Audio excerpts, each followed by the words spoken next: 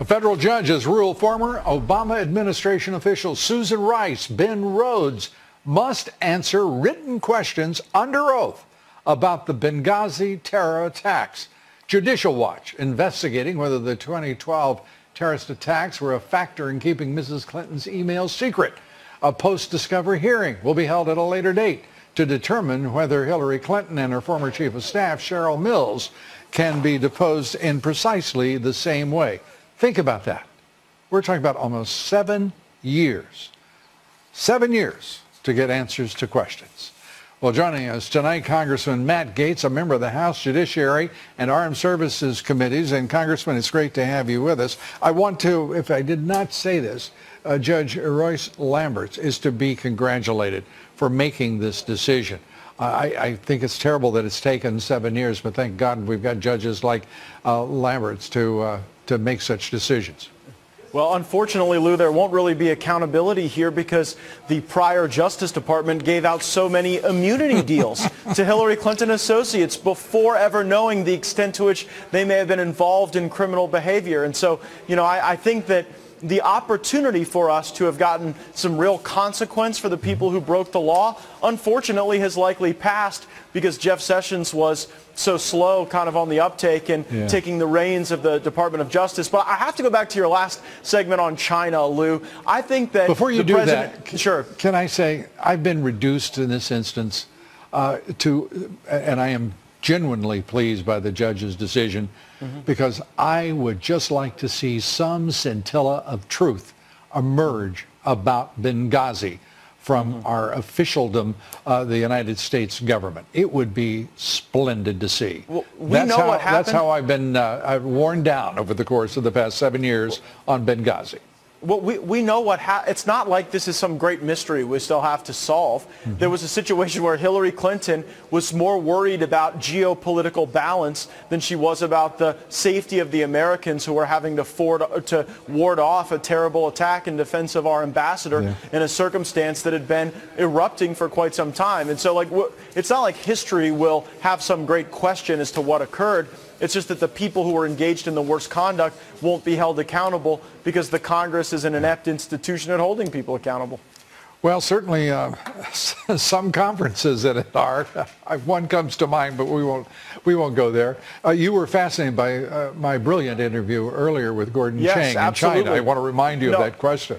Absolutely, and there's an important point here. While the government is shut down, President Trump is still working very hard to make this country richer. One of the ways we can do that in recognizing the realities about China that were in your last segment is to have reciprocal trade. It is outrageous to me, Lou, that China can put 25% tariffs on U.S. cars. We put a 2.5% tariff on the cars that are coming over internationally here, and we don't give our president the authority to immediately put tariffs on other countries that put tariffs on us. And if we did that, they wouldn't abuse us so much. We'd actually get better trade deals because we wouldn't be the laughingstock of the world, unwilling to fight back when other countries put the American worker behind the 8 ball.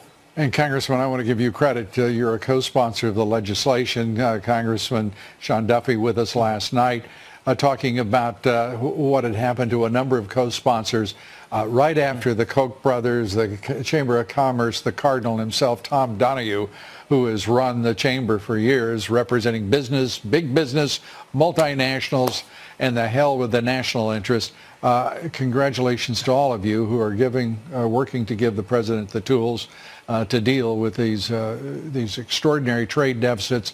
And people don't even realize what happens to our economic growth rate as a result of those deficits.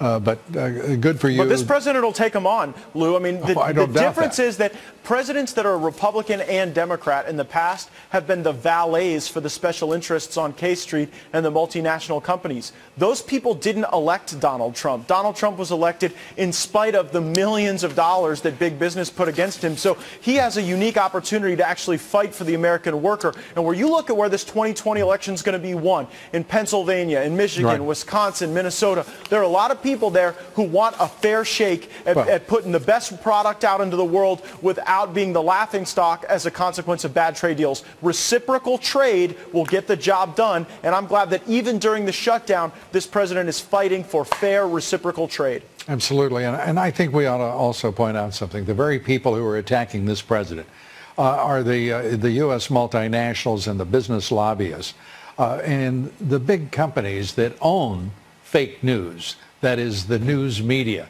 who are attacking this president because he means to go after them and to represent the working man and woman, their families, and the middle class of this country, small businessmen and women. And right now, they're going to be... But will the Democrats I'll make a join prediction for you. There Yeah. will be more Trump Democrats than anyone can possibly imagine by 2020. I'd love to find a few of them in Congress, Lou, to join us in this bill, because a lot of Democrats represent these districts in Michigan and Pennsylvania, Minnesota. And what are they going to say to their workers when multinational companies keep trying to offshore jobs? And we've got this president and a few Republicans fighting for the American worker. We could use a few of those pro-Trump Democrats here in the Congress. Well, go to work, Congressman. Go to work. We know you will and have. Congressman Matt Gaetz, good to have you with us. Appreciate it. Thank you. I am going to do whatever I can personally to try to prevent these abuses in the future. And if it means going to court, I will do that. I have seen the lights blinking red in terms of what Mr. Trump has done and is doing. I think I need to speak out.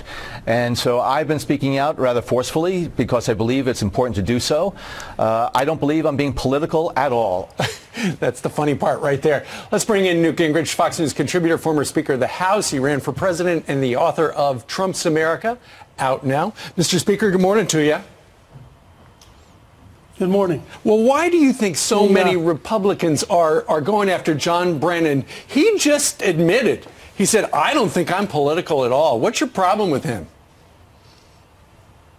Well, the problem with him is he's totally out of touch with reality. I mean, how would you like to have a director of Central Intelligence so lacking in common sense that he thinks he can write a tweet accusing the President of the United States of the equivalent of treason, high crimes and misdemeanors, and then explain that he's really not political? Look, John Brennan is totally political. He was basically a toady to President Obama. He participated in lying to the American people about what happened in Libya and Benghazi. And frankly, Brennan should never have been director of the Central Intelligence. And it's a little disheartening to watch the old boys club get together and write a collective letter, which they did this weekend, in defending Brennan. There is no natural right to retain your security clearance. The president has every right to set up a procedure for repealing it. And in the case of Brennan, his public activities, I think, more than justify repealing it. Finally, he was the head of the CIA during the period they claimed the Russians were engaged in trying to affect the election. Why isn't Brennan a little humbled by his total failure? Absolutely. If he opened up with, I felt as though I dropped the ball for the American people and failed, as we have heard people say in the past when they have failed, he failed. Now, a couple of things. I get the sense that we have not fully looked into what Brennan did and didn't do leading up to the Russia part of this investigation and why Trump was being investigated. Why was the FBI dealing with Christopher Steele? What did he know about this, the whole dossier leading up? He acted oblivious. I remember Trey Gowdy's question about when he first found out about it. My sense is that those people who are running to his defense might just be pretty embarrassed shortly. Look, I think part of what you see here is desperation. When you look at certain Obama-era people, they know that, in fact, they're at the heart of this. I think it's reasonable to guess, and it's a guess right now because we don't have the data, that, in fact, it was Brennan's CIA which led the FBI to the dossier in Britain, and that, in fact, the people were tied closer to the CIA than they were to the FBI. But the deeper point's this. It is an open and shut case with zero question that Brennan was engaged in lying to the American people about Benghazi, knew that everything they were saying was a lie, went along with the lie, and that's why you have the sickness that you have at the heart of our establishment. These people were all willing to lie to the country and in return for whatever political games they were playing. And they all thought they'd be protected because they all thought Hillary'd win and Hillary would take care of them. And they're all terrified because the more we learn, the worse they look. Well, this will come to light. Let's talk about the midterms. Senator Kristen Gillibrand, there's talk that she could be running for president in 2020. She's been really outspoken lately. She was on Face the Nation yesterday, and she was saying that she thinks that 2018, the midterms, are going to be a referendum on Trump. Listen to this. I think what happens in November is going to decide what our country looks like. I think this election is a referendum on President Trump, on the fact that he doesn't represent most Americans, that his values don't line up with most Americans, and so being heard in this election sets the stage for everything in the future. Do you agree with that his values don't line up with most Americans? Listen, I think we could have a great debate if our choice is between Gillibrand and Trump. She is for open borders. She is for sanctuary cities.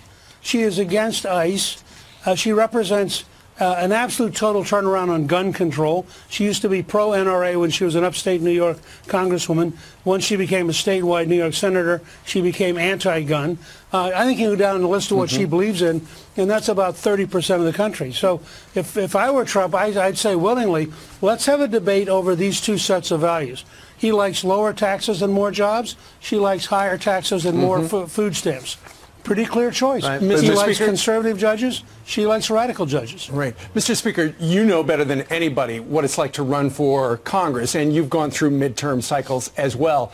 During a midterm cycle, do people vote for their national representatives for Congress, and in some cases Senate, based on the president or based on that actual representative?